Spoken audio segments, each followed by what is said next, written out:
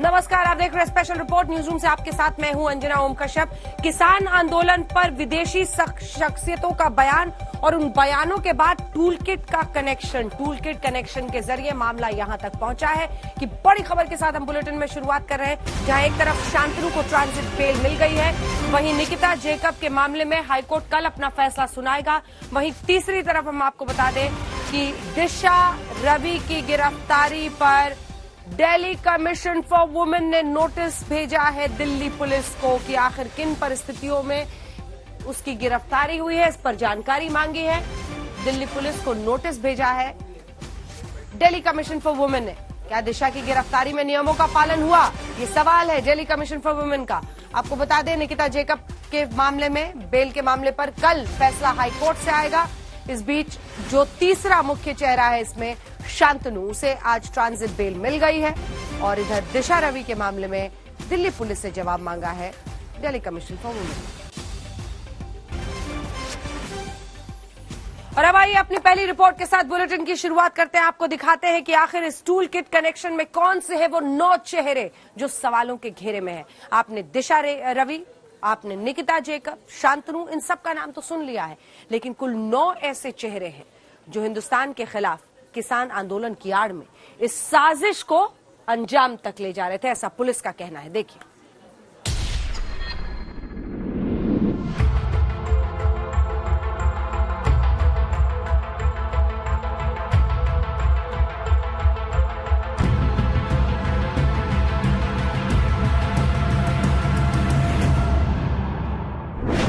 Tool kit के राज गहरे, साजिश के नए नए चेहरे। टूल किट केस में जैसे जैसे दिल्ली पुलिस की जांच आगे बढ़ रही है, नए नए चेहरे सामने आ रहे हैं। दिल्ली पुलिस के मुताबिक ये वो चेहरे हैं जो टूल किट के जरिए दुनिया में देश को बदनाम करने की साजिश में शामिल थे। इन्होंने किसानों की ट्रैक्टर रैली में 26 जनवरी को हिंसा भड़काने की साजिश रची थी। मकसद ये था कि टूल किट को इतना प्रोपेगेट किया जाए वर्ल्ड वाइड कि जो हमारी एम्बेसीज बाहर, इंडिया से एम्बेसीज जो बाहर है, उनके खिलाफ भी प्रदर्शन हो और जो इंडिया का जो इमेज है उसको टार्निश किया जाए। और इसलिए जो भी बड़े जैसे इनकी फॉलोइंग ज्यादा है उनको इसमें रोप इन किया गया। पहला चेहरा दिशा रवि। दिल्ली पुलिस के मुताबिक दिशा रवि देश को बदनाम करने वाली टूल किट बनाने में शामिल थी। उसने टेलीग्राम से उस टूल किट को ग्रेटा थनबर्ग को भेजा था। उस टूल किट दिशा का नाम था और जब उसे UAPA के तहत गिरफ्तारी का खौफ हुआ तो उसने ग्रेटा से उसे डिलीट करने को कहा था। दूसरा चेहरा निकिता जैकब। सबसे पहले दिल्ली पुलिस को निकिता जैकब के बारे में जानकारी मिली। पुलिस को पता चला कि निकिता टूल किट को एडिट करने वालों में शामिल है। पुलिस ने अदालत से 9 फरवरी को निकिता के खिलाफ गैर जमानती वारंट हासिल किया। दिल्ली पुलिस की साइबर सेल ने मुंबई में निकिता के घर पर 11 फरवरी को पूछताछ की। इसमें पता चला कि उसने अपने सहयोगी शांतनु और दिशा के साथ मिलकर टूल किट को क्रिएट किया। शाम हो जाने की वजह से पूछताछ 12 फरवरी सुबह 10:30 बजे तय हुई। निकिता ने दस्तावेज पर दस्तखत भी किए, लेकिन 12 तारीख को जब पुलिस पहुंची तो निकिता घर पर नहीं मिली। तीसरा चेहरा शांतनु मुलुक। टूल किट केस में तीसरा अहम चेहरा शांतनु मुलुक का है। महाराष्ट्र के बीड का रहने वाला शांतनु किसानों के आंदोलन से जुड़ा था। दिल्ली पुलिस के सूत्रों के मुताबिक शांतनु 20 जनवरी से 27 जनवरी तक टीकरी बॉर्डर पर मौजूद था। टूल किट को बनाने वाले किरदारों में से एक किरदार शांतनु को लेकर बहुत बड़ा खुलासा हुआ है। दिल्ली पुलिस सूत्रों के मुताबिक 20 जनवरी से 27 जनवरी तक शांतनु दिल्ली के टीकरी बॉर्डर पर एक्टिव था। हालांकि वो वहां क्या कर रहा था, क्या वो किसी साजिश के साथ वहां मौजूद था, इस बारे में अभी तक खुलासा नहीं हो पाया है। शांतनु दिल्ली पुलिस की गिरफ्तारी से बचने के लिए लगातार फरार चल रहा है। शांतनु के ठिकानों पर दिल्ली पुलिस ने छापेमारी की, उसके घर से इलेक्ट्रॉनिक डिवाइस को भी सीज किया है। दिल्ली पुलिस ने शांतनु के खिलाफ नॉन बेलेबल वारंट भी जारी किया है। लेकिन ये खुलासा कि वो लगातार टीकरी बॉर्डर पर मौजूद था, इसको लेकर दिल्ली पुलिस नए सिरे से जांच में जुट गई है। दिल्ली पुलिस के मुताबिक शांतनु पर्यावरण से जुड़ा था और XR नाम के NGO से जुड़ा था, जिससे निकिता भी जुड़ी थी। लिहाजा टूल किट तैयार करने में उसने न केवल दिशा की मदद की, बल्कि टूल किट उसकी ईमेल ID से क्रिएट की गई। शांतनु की तलाश में दिल्ली पुलिस ने महाराष्ट्र के बीड जाकर उसके घर पर छापेमारी की, लेकिन शांतनु का पता नहीं चला। चौथा चेहरा ग्रेटा थनबर्ग। इस पूरे मामले का खुलासा पर्यावरण कार्यकर्ता ग्रेटा थनबर्ग के ट्वीट से हुआ। दिल्ली पुलिस ने सोशल मीडिया पर उस टूल किट को देखा जिसे ग्रेटा ने ट्वीट किया था। जांच में पता चला कि उस गूगल डॉक्यूमेंट को निकिता, दिशा और शांतनु ने एडिट किया था। उसके बाद ही पुलिस ने दिशा को गिरफ्तार किया और निकिता के साथ शांतनु की गिरफ्तारी की कोशिश कर रही है। पांचवा चेहरा एमओ धालीवाल। कनाडा में बैठा एमओ धालीवाल खालिस्तान समर्थक पोएटिक जस्टिस फाउंडेशन का संस्थापक है। पुलिस के मुताबिक 11 जनवरी को जूम पर एक मीटिंग हुई थी जिसमें उसने किसान आंदोलन में कुछ बड़ा करने को कहा था और इसी का नतीजा 26 जनवरी को हुई हिंसा के तौर पर सामने आया। छठा चेहरा अनीता लाल। ये इस केस में अब तक सामने आया सबसे नया चेहरा। कनाडा में रहने वाली अनीता लाल 11 जनवरी को हुई जूम मीटिंग में शामिल थी। इस मीटिंग में निकिता, दिशा और शांतनु समेत 60 से 70 लोग शामिल थे। अनीता खालिस्तान समर्थक वर्ल्ड सिख ऑर्गेनाइजेशन की को फाउंडर भी है। अनीता लाल कनेडियन मूल की महिला है। एमओ धालीवाल खालिस्तानी समर्थक की बेहद करीबी मानी जाती हैं। साथ ही साथ पोएटिक जस्टिस फाउंडेशन की को फाउंडर मेंबर भी हैं। दिल्ली पुलिस सूत्रों के मुताबिक 11 जनवरी को जो जूम मीटिंग हुई थी उसमें अनीता लाल भी शामिल है। साथ ही साथ टूल किट को जो क्रिएट किया गया था उसकी one of the mastermind Anita Lal भी हैं। सातवां चेहरा पुनी। ये कनाडा में रहती है और इसके जरिए ही खालिस्तान समर्थक एमओ धालीवाल, दिशा रवि, निकिता और शांतनु के संपर्क में आया था। आठवां चेहरा पीटर फेडरिक। दिल्ली पुलिस की जांच में अमेरिकी नागरिक पीटर फेडरिक का नाम सामने आया है। पर्यावरण कार्यकर्ता पीटर अमेरिकी नागरिक है और पुलिस के मुताबिक वो खालिस्तान समर्थक भजन सिंह भिंडर से जुड़ा है। पुलिस के मुताबिक वो फिलहाल भारत के खिलाफ दुष्प्रचार में जुटा है। कंट्रीज का बताते हैं। अब प्रश्न सिर्फ ये है कि पीटर फ्रेडरिक का नाम एज अ रिसोर्स पर्सन इस पर्टिकुलर टूल किट में क्यों डाला गया? क्या ये एमओ धालीवाल के कहने पर डाला गया या दिशा, निकिता एंड बाकी सबका इनसे कोई डायरेक्ट कनेक्शन भी है एंड थ्रू इनके बीएस भिंडर से कोई डायरेक्ट कनेक्शन है? So that is a matter of investigation which we expect to find out in the coming days. दूसरी तरफ पीटर ने बयान जारी कर कहा है, किसानों के विरोध की पूरी टूल किट तैयार करना मेरा सौभाग्य होता क्योंकि मैं अधिनायकवाद के खिलाफ दुनिया भर के शांतिपूर्ण प्रदर्शनों के संघर्ष में साथ खड़ा हूँ, खासतौर पर भारतीयों के। हालांकि मेरा इससे कोई लेना देना नहीं है। नौवां चेहरा भजन सिंह भिंडर। पुलिस के मुताबिक भजन सिंह भिंडर उर्फ इकबाल चौधरी खालिस्तान समर्थक है और पीटर 2006 से ही उसके संपर्क में है। 80 के दशक में भिंडर का नाम सामने आया था। भिंडर के तार पाकिस्तान की खुफिया एजेंसी ISI से जुड़े बताए जाते हैं। तंसीम हैदर के साथ अरविंद ओझा, दिल्ली आज तक। इन चेहरों की पहचान तो आपने कर ली, लेकिन आखिर कैसे ये साजिश बुनी गई? दिल्ली पुलिस ने बाकायदा इसका टाइमलाइन बनाया है। कब, कहां पर, किस जगह से बैठा हुआ, किस वक्त इस पूरी साजिश को अंजाम तक पहुंचाने की कोशिश कर रहा था। ये भी कि कैसे ये किसान आंदोलन शुरू होने के बाद से ही जो विदेशों में बैठे खालिस्तानी आका है उन्होंने साजिश की प्लानिंग शुरू कर दी थी।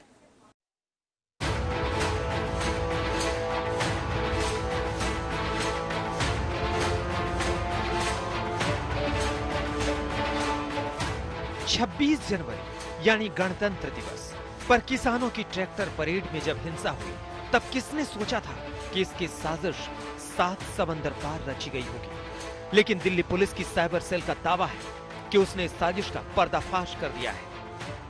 जांच में यह भी बात निकल के आई कि खालिस्तानी समर्थित संगठन पोएटिक जस्टिस फॉर फाउंडेशन के एमओ धालीवाल ने अपने कनाडा में रह रही सहयोगी पुनीत के जरिए निकिता जैकब से संपर्क किया और मकसद था कि रिपब्लिक डे के दिन ग्लोबल डे ऑफ एक्शन करना और उससे पहले और बाद में ट्वीट स्टॉर्म और डिजिटल स्ट्राइक करना। दिल्ली पुलिस के मुताबिक 26 जनवरी की हिंसा के बाद उसने सोशल मीडिया की मॉनिटरिंग बढ़ा दी। इसी मॉनिटरिंग के दौरान उसे ट्विटर पर वो गूगल डॉक्यूमेंट मिला जिसे टूल किट नाम दिया गया था। पुलिस के मुताबिक इसमें सोशल मीडिया पर संदेशों की बाढ़ लाने, किसानों को गुमराह करने और आंदोलन को बड़ा करने की बातें लिखी थी। आज तक ने दिल्ली पुलिस के हवाले से पहले इस बात का खुलासा कर दिया था कि दिशा रवि ने ही वो टूल किट ग्रेटा थनबर्ग को भेजा था जिसे ग्रेटा ने गलती से ट्वीट कर दिया था। आज तक के पास दिशा रवि और ग्रेटा का व्हाट्सएप चैट भी मौजूद है जिसमें टूल किट के लीक होने के बाद दिशा बेहद घबराई हुई हैं। दिशा ग्रेटा से कहती हुई दिखाई दे रही हैं कि अब हम पर यूएपीए का केस लग सकता है, इसलिए ग्रेटा तुम वो ट्वीट डिलीट कर दो। इसके अलावा बातचीत में दिशा बेहद घबराई हुई हैं, वो लगातार ग्रेटा को समझाती बुझाती नजर आ रही हैं, साथ ही ये भी कह रही हैं कि तुम मत घबराओ, मैं अपने वकील से बात करती हूं। दिल्ली पुलिस ने 4 फरवरी को ही केस दर्ज किया था। 6 फरवरी को पुलिस ने निकिता के खिलाफ कोर्ट से गैर जमानती वारंट लिया। 11 फरवरी को दिल्ली पुलिस की साइबर सेल की एक टीम निकिता के घर मुंबई पहुंची। पूछताछ में निकिता ने बताया कि उसने शांतनु और दिशा के साथ मिलकर टूल किट बनाई थी। 12 फरवरी को भी निकिता से पूछताछ होनी थी, लेकिन पुलिस के पहुंचने से पहले ही वो गायब हो गई। उसने गिरफ्तारी से राहत के लिए बॉम्बे हाई कोर्ट में अर्जी दे रखी है, जिस पर अब कल सुनवाई होगी। लेकिन उससे पूछताछ के बाद पुलिस की एक टीम ने 14 फरवरी को बेंगलुरु से दिशा को गिरफ्तार कर लिया। दिशा से पूछताछ में जो बातें सामने आई, उसने पुलिस को चौंका दिया। दिल्ली पुलिस ने जूम को एक चिट्ठी लिखी है और उनसे पूछा है कि मोह धालीवाल और दिशा के अलावा कौन कौन चेहरे थे जो जूम मीटिंग में शामिल थे। उनकी पूरी लिस्ट दिल्ली पुलिस ने जूम से मांगी है। इसके अलावा दिल्ली पुलिस ने यह भी साफ किया है कि जो एफआईआर अज्ञात लोगों के खिलाफ थी, उसमें अब लोगों को नामजद करना शुरू किया है, जिसमें दिशा, निकिता और शांतनु का नाम शामिल है। दिल्ली पुलिस के मुताबिक जूम पर हुई इस मीटिंग में खालिस्तान समर्थक एमओ धालीवाल ने जो कुछ कहा, उसके आधार पर शांतनु के ईमेल से टूल किट क्रिएट किया गया। उस टूल किट को निकिता ने एडिट किया। चूंकि दिशा पर्यावरण कार्यकर्ता ग्रेटा थनबर्ग को जानती थी, इस वजह से उसने टेलीग्राम पर वो टूल किट ग्रेटा को भेज दी। पुलिस सूत्रों के मुताबिक दिसंबर 2020 में ही खालिस्तानी समर्थक एमओ धालीवाल के बेहद करीबी पुनीत ने शांतनु, दिशा और निकिता से कांटेक्ट किया था और दिसंबर 2020 से ही उस टूल किट को लेकर लंबी साजिश चल रही थी, लंबी प्लानिंग चल रही थी, टूल किट को कैसे क्रिएट करना है इसको लेकर। लिहाजा दिल्ली पुलिस अब लंबे वक्त से चल रहे इस साजिश की जांच को बड़े पैमाने पर कर रही है। उस टूल किट में दिशा का नाम था और जब उसे यूपीए के तहत गिरफ्तारी का खौफ हुआ तो उसने ग्रेटा से उसे फौरन डिलीट करने को कहा। दोनों के बीच का व्हाट्सएप चैट दिल्ली पुलिस के सूत्रों से आज तक को मिला है।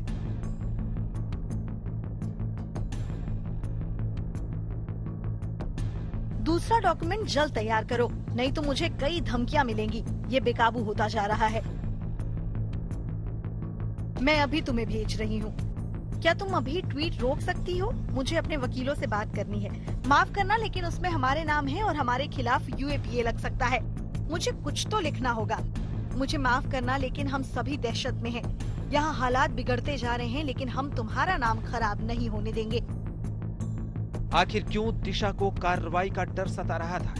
दिशा ने खालिस्तान समर्थक एमओ धालीवाल से किसी तरह के संबंध से इनकार किया है, जबकि दिल्ली पुलिस का दावा है कि निकिता, दिशा और शांतनु खालिस्तान समर्थक पोएटिक जस्टिस फाउंडेशन से दिसंबर 2020 के पहले से ही जुड़े थे। धालीवाल इसका संस्थापक है।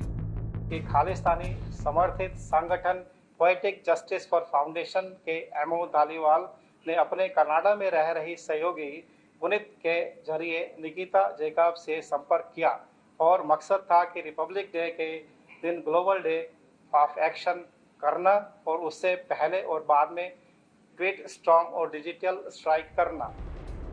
दिल्ली पुलिस का आरोप है कि इस साजिश के जरिए फिर से खालिस्तान को जिंदा करने की कोशिश की गई है। अमेरिका में रहने वाले खालिस्तान समर्थक भजन सिंह भिंडर इसका एक अहम किरदार है। उसके तार पाकिस्तानी खुफिया एजेंसी ISI से भी जुड़े बताए जाते हैं। यही वजह है कि दिल्ली पुलिस इसे महज 21 साल की एक लड़की का मामला नहीं मानती। उसके मुताबिक इसके पीछे एक अंतर्राष्ट्रीय साजिश है। अरविंद ओझा के साथ तंसीम हैदर, दिल्ली आज तक। इधर साजिश के तार खुले, उधर सियासत जारी। आइए आपको दिखाते हैं। एक तरफ इस पूरे मामले में दिल्ली कमीशन फॉर वुमेन ने, DCW ने दिल्ली पुलिस को नोटिस भेज दिया। कह रहे हैं कि आपने किस तरह से, किन परिस्थितियों में गिरफ्तारी की है दिशा रवि की, हमें बताइए। दूसरी तरफ पूरा विपक्ष, कांग्रेस के नेता, तमाम नेता दिशा रवि के पीछे लामबंद है कि सरकार बेवजह का एक बच्ची को परेशान कर रही है।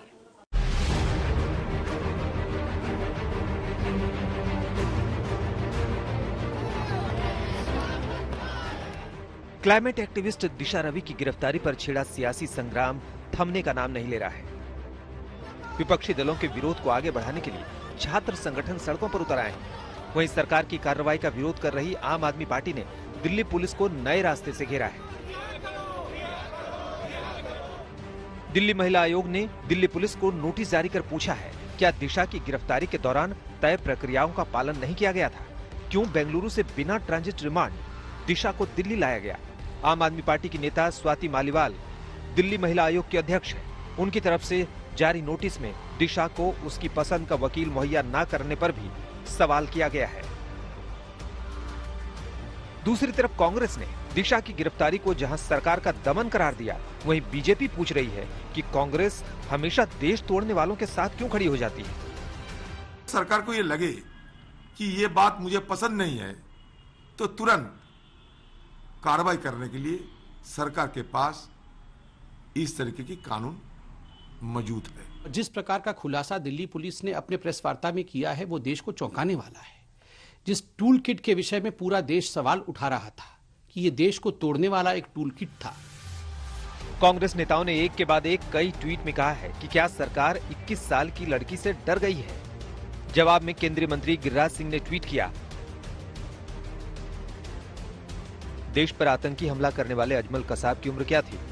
विपक्ष को सत्ता की इतनी भूख नहीं होनी चाहिए कि वो देश तोड़ने वालों के समर्थन में उतर जाए।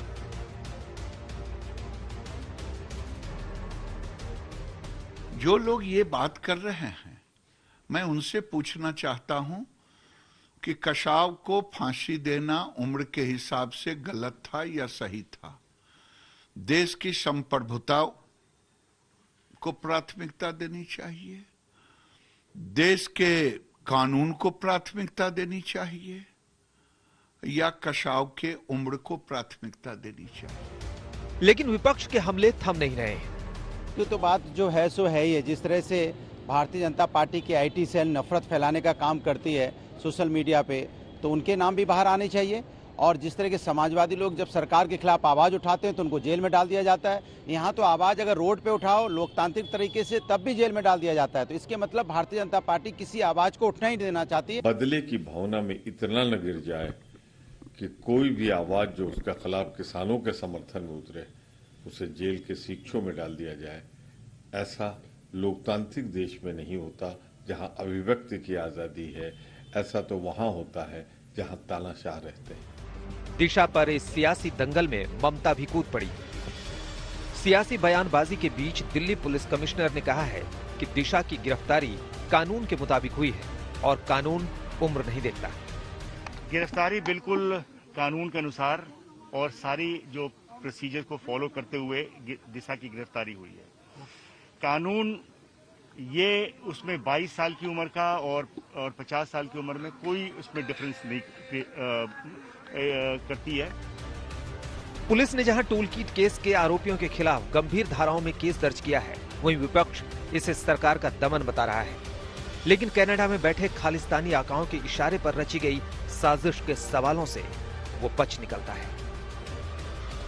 कोलकाता में इंद्रजीत कुंडू और दिल्ली में तंसीम हैदर और राम किंकर सिंह के साथ आज तक ब्यूरो। आपने चेहरे भी देखे, साजिश भी देखी, सियासत के तार भी देखे, लेकिन उन किसानों का क्या जो इस आंदोलन में लगातार डटे हुए हैं? हमने उनसे बात की, आइए आपको सुनाते हैं। 26 जनवरी की हिंसा के बाद से एक बहुत बड़ा झटका लगा, लेकिन राकेश टिकैत के आंसुओं के बलबूते एक बार फिर से मामला आगे बढ़ा। अब नए सिरे से टूल किट के इस विवाद से क्या उभर पाएंगे किसान? उन्हीं की जुबानी सुनिए।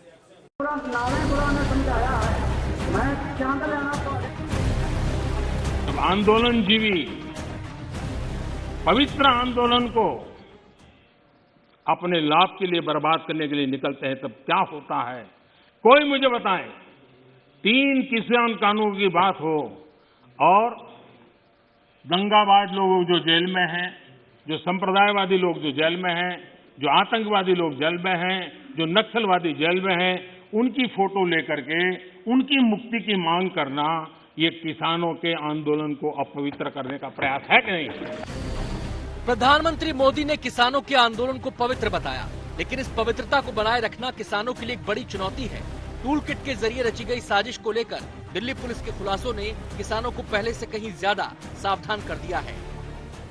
आज तक बसंत पंचमी का त्योहार है तो किसानों के लिए तो बहुत मायने रखता है त्योहार। और सर छोटू राम किसानों के दूसरे राम, उनका भी आज जन्म दिवस है, उनकी भी जयंती मनाई जा रही। और आंदोलन का स्वरूप नहीं, ये पालियों का जो सिस्टम हुआ है कि भाई 15 आदमी हर गांव से एक ट्रैक्टर वो जाते रहेंगे और दूसरे जो है जाते रहेंगे। इस तरीके से जो आदान प्रदान चलता रहेगा। किसान नेता अपने आंदोलन की तो बात करते हैं, लेकिन इस मामले पर बयान देने से बचते रहे हैं। तो आप लोग आलोचना क्यों नहीं करते हैं जब इस तरह के ट्वीट आते हैं सामने? देखते नहीं, हम तो ट्वीट बस यही मासूमियत ना समझी नहीं, आप किसी को जानते ही नहीं है। अगर कोई कहाँ हो आप प्रभु? देखेंगे उसको क्या उन्होंने लिखा। ग्रेटा थनबर्ग कौन है? वो है कोई पेड़ लगाने का काम हाँ, पेड़ लगाने का काम करती है। और कितने साल की है और किस देश से है और कैसे नाम हुआ है? कविता क्या बोलती है? हाउ डेयर यू, कुछ पता है? अरे छोड़ो सर, यूट्यूब पे वीडियो देखे होंगे आप। इस बीच आंदोलन के 83वें दिन किसानों ने बसंत पंचमी मनाई। गाजीपुर बॉर्डर पर उन्होंने हवन पूजन किया। किसान इनके जरिए ही अपने आंदोलन को आगे बढ़ाते रहना चाहते हैं। टूल किट जैसे विवाद उनके आंदोलन को कमजोर करते हैं, लिहाजा वो इस पर बात करने से कतराते हैं। गाजीपुर में कुमार कुणाल के साथ आज तक ब्यूरो।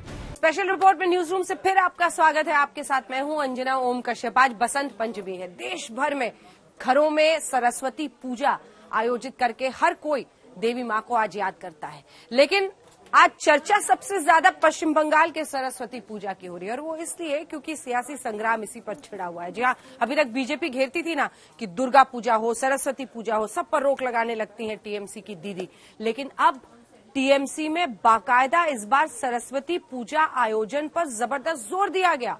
ममता बनर्जी ने हेडक्वार्टर में पूजा के लिए एक मंत्री को ड्यूटी पर लगा दिया। तो सवाल अब बीजेपी का ये है, तंज भी है उनका, कि क्या अब हिंदुत्व के लाइन पर आ गई है ममता?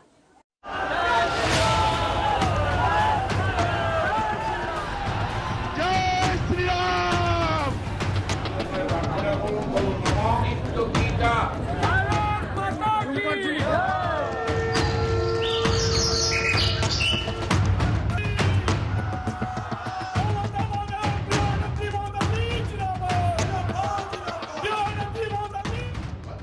बंगाल से आई सरस्वती पूजा की तस्वीरों में कितनी सियासत है, कितनी आस्था है, कितना वोट का एंगल है।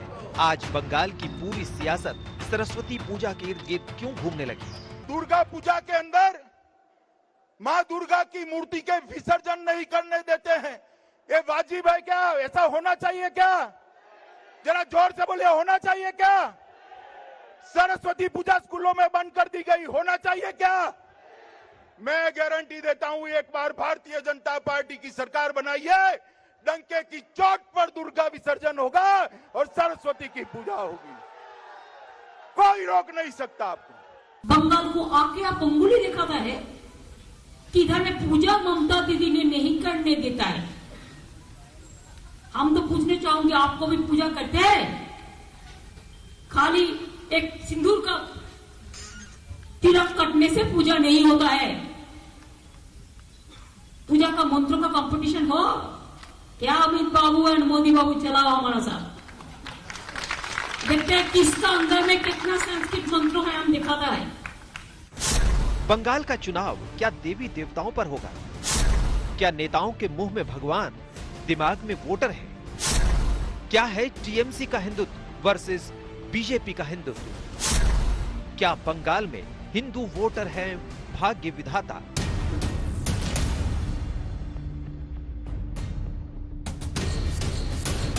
आप सरस्वती पूजा की तस्वीरों से बदलते सियासी समीकरण को समझ सकते हैं, क्योंकि बंगाल में बीजेपी की एंट्री के बाद सियासी मैच एकदम बदल गया।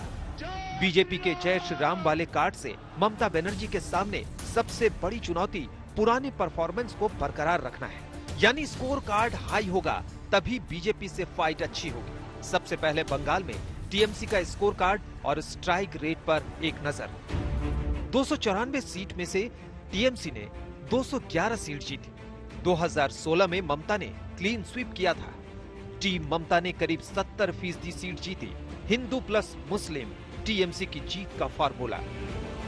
इस बार बंगाल के फाइनल सियासी मैच की डेट अभी नहीं आई है, लेकिन प्रैक्टिस मैच में पक्ष विपक्ष के बड़े बड़े खिलाड़ियों के शॉट्स बहुत कुछ कह रहे हैं। यहाँ पर सियासी पिच पर दर्शकों को आकर्षित करने के लिए लगाए जा रहे शॉट्स की बात बहुत जरूरी है। बीजेपी का फेवरेट शॉट जय श्री राम, टीएमसी का काउंटर शॉट जय सिया राम, बीजेपी का बाउंसर दुर्गा से बड़े श्री राम, टीएमसी का बाउंसर मां दुर्गा का अपमान, टीएमसी की स्पिन गेंद सरस्वती पूजा, बीजेपी की स्विंग गेंद ममता का पश्चाताप।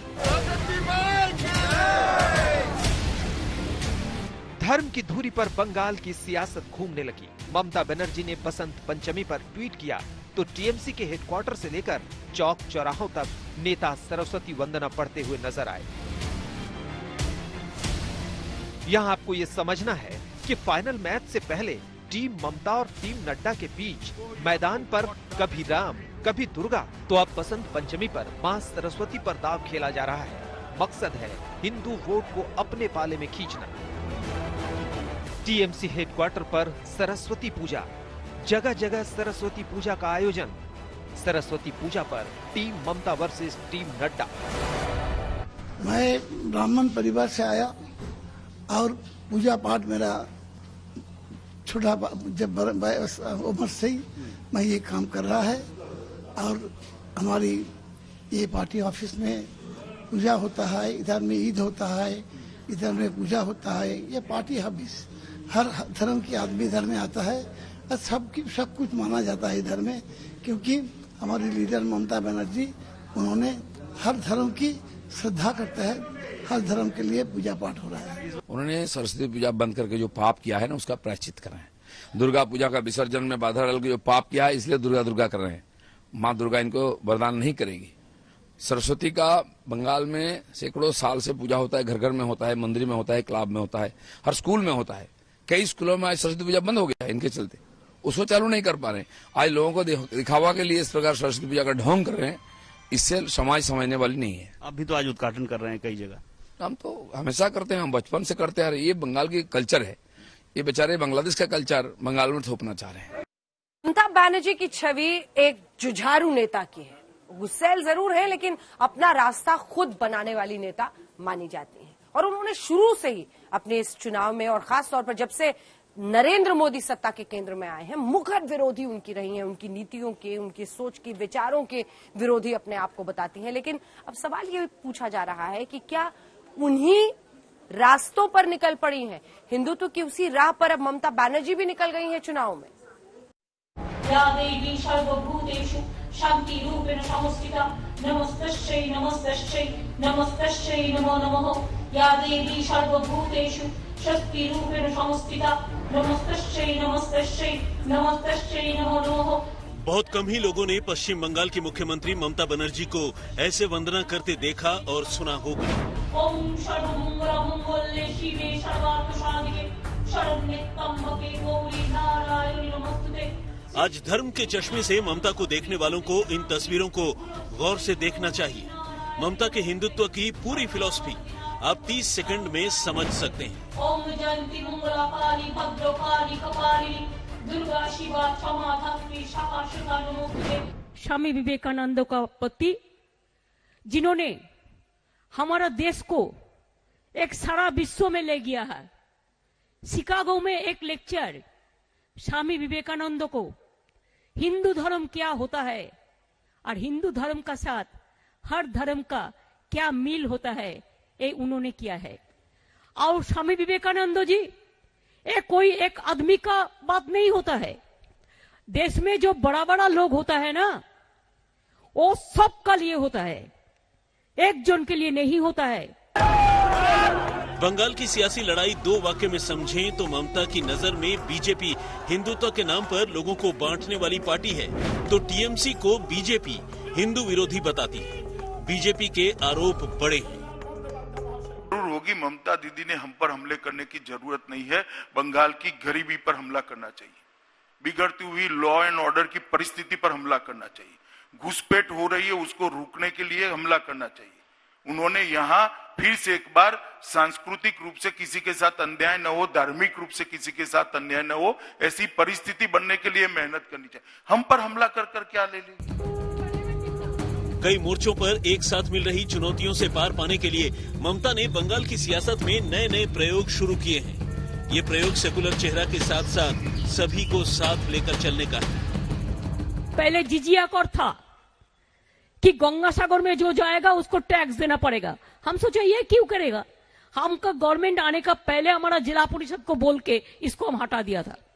दूसरी बात हम क्या किया कि 12 तारीख से 17 तारीख तक अगर किसी को भी कुछ हो जाए, नहीं होना चाहिए, तो 5 लाख रुपया करके हम इंश्योरेंस बना दिया। हर साल बनाते हैं, चाहे जनता हो, चाहे ऑर्गेनाइजर हो, चाहे वॉलंटियर्स हो, चाहे पुलिस हो, चाहे प्रेस मीडिया हो, चाहे कोई भक्त हो। 2019 में मिली कामयाबी के बाद बंगाल के हर बूथ पर मजबूत होने की कोशिश कर रही बीजेपी का सामना 2021 में ममता के सियासी प्रयोग से होगा। सरस्वती पूजा हो या फिर दुर्गा पूजा को लेकर बंगाल में कई विवाद हुए। कुछ क्षेत्रों में धार्मिक उन्माद और हिंसा की घटनाएं हुई। असर ये हुआ कि क्लास यानी गरीब और अमीर की सियासी विचारधारा में बंटे बंगाल अब जाति और धर्म में बंटता हुआ आपको दिखाई देगा। बंगाल की लड़ाई मुद्दों पर लड़ी जाएगी या धर्म पर? आज तक से बातचीत में ममता ने अपना दृष्टिकोण समझाया। ममता ने अपनी मुखर आवाज भारतीय जनता पार्टी के राष्ट्रीय अध्यक्ष के नेतृत्व में बंगाल की गलियां छान रहे शीर्ष नेताओं तक पहुंचाई। हालांकि टीएमसी पर लग रहे हिंदू विरोधी होने के आरोपों का तोड़ भी निकाला। तृणमूल कांग्रेस ने नरम हिंदुत्व का दांव चला। 8000 पुजारियों को हर महीने 1000 भत्ता, 8000 पुजारियों को मुफ्त आवास देने की पहल, सरस्वती पूजा का बड़े पैमाने पर आयोजन, दुर्गा पूजा के पंडालों को आर्थिक मदद, राम मंदिर पर सुप्रीम फैसले पर खामोश रही। संतुलन स्थापित करने के लिए ममता सरकार ने मौलानाओं की तरह पुजारियों को भी भत्ता देना शुरू किया तो ब्राह्मण सम्मेलन का आयोजन तक करवा। वहीं मुस्लिम तुष्टीकरण की राजनीति वाले आरोपों से घिरी टीएमसी ने बंगाली संस्कृति को ढाल बनाकर इस्तेमाल करना शुरू कर दिया। हम लड़ रहे हैं बीजेपी का साथ, इसको हेट्रेड पॉलिटिकल पार्टी का खिलाफ में लड़ते हैं। ऐसा हेट्रेड पॉलिटिकल पार्टी हम नहीं देखा, कभी नहीं देखा। बड़ी बात यह है कि 2019 में बीजेपी ने हिंदू वोटरों का भरोसा जीता। अब बंगाल में बीजेपी अपनी सियासी जमीन को हिंदुत्व और बंगाली महानायकों के नाम पर सींचती रही है, तो ममता ने भी हिंदू वोटर पर पूरा फोकस किया। जाहिर है बीजेपी से निपटने के लिए ममता ने अपनी रणनीति बदली, लेकिन क्या ये रणनीति हिंदू वोटरों को टीएमसी के साथ जोड़े रखने के लिए काफी होगी? इंद्रजीत कुंडू, कोलकाता, आज तक। तो इधर आपने सियासत देख लिया और वो पूरा आप कह लीजिए महाभारत जो छिड़ती हुई आपने देखी सरस्वती पूजा पर। लेकिन अब आपको दिखाते हैं एक ऐसी मीटिंग की कहानी जिसपे बहुत कुछ देखा जा रहा है। क्या मुंबई में मिथुन चक्रवर्ती के घर मोहन भागवत पहुंचे, इसके पीछे कोई संदेश है? मुलाकात हुई, क्या बात हुई? 52 सेकंड में जो मिथुन बता रहे हैं, संदेश छिपा है उसमें, सुनिए। उनका एक स्पिरिचुअल रिलेशन है और बहुत गहरा रिलेशन है स्पिरिचुअल। वो पहले से ही एक बात हुई थी कि एक बार मुंबई आया तो आप मेरे पे घर आऊँगा, तो ऐसा हो गया कि मैं लखनऊ में शूटिंग कर रहा था, वापस आया, वो भी बम्बई में थे, तो मतलब ऐसा हो गया कि जुड़ गए हम, तो इसलिए आए। और जब घर आए किसी को इससे अंदाज़ा लगा लीजिए कहीं ना कहीं तो मुझे प्यार तो करते ही होंगे और फैमिली को बहुत प्यार करते हैं। फिर आए, बोला कि नागपुर सबको लेके आओ, तो इसीलिए इतनी बातें और कुछ नहीं। ब्रेकफास्ट किए, नो राजनीति नथिंग, इसको जोड़िए माते जी। इसीलिए क्लैरिफिकेशन कि पश्चिम बंगाल में अभी चुनाव है, तो ऐसे में बहुत सी अटकलें लगाई जा रही है कि मिथुन था वहाँ पे। आप लगाते रहो, लेकिन अभी इस वक्त कुछ नहीं है।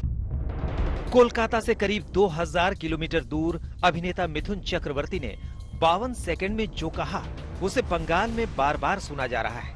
एक एक शब्द के सियासी अर्थ तलाशे जा रहे हैं। समझा जा रहा है कि आरएसएस चीफ मोहन भागवत का मिथुन के घर जाने के मायने क्या हैं? क्या बंगाल में बीजेपी के चेहरे की तलाश अभिनेता मिथुन चक्रवर्ती पर खत्म होगी? मिथुन चक्रवर्ती ने मुलाकात को आध्यात्मिक बताया, लेकिन अटकलों पर जो कहा उसने बंगाल की सियासत में नए समीकरण की संभावनाओं को जन्म दे दिया। मुंबई में हुई मुलाकात का बंगाल से आया सियासी रिएक्शन सुनिए। कोई महान व्यक्ति किसी व्यक्ति का साथ भेंट करना मतलब उनको पार्टी में लाना ऐसा कोई बात नहीं है। मैं समझता हूं जो काटसी विजिट है और इस काटसी विजिट ऐसे और लोगों से हो रहा है। इसी के साथ स्पेशल रिपोर्ट में न्यूज रूम से इतना ही। देश दुनिया की बाकी खबरों के लिए आप देखते रहिए आज तक।